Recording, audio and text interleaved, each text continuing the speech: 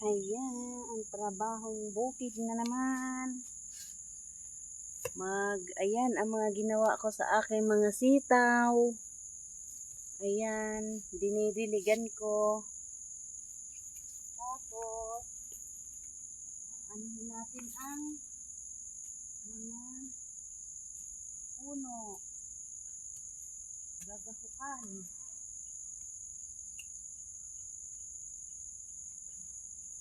Okay lang, kahit maputik ang kamay.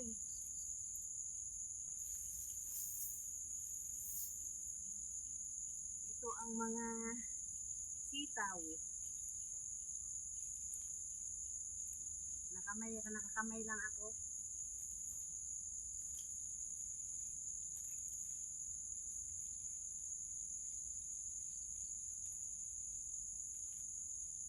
Ito ang bagong mga tanim ko.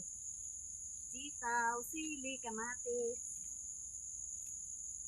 Malalaki na naman.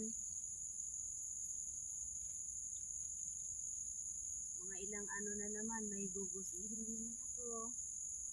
Tanim lang ng tanim.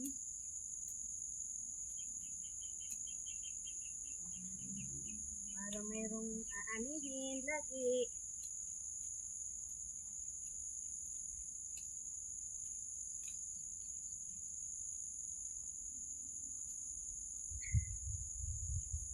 Galing sa trabaho sa bukid.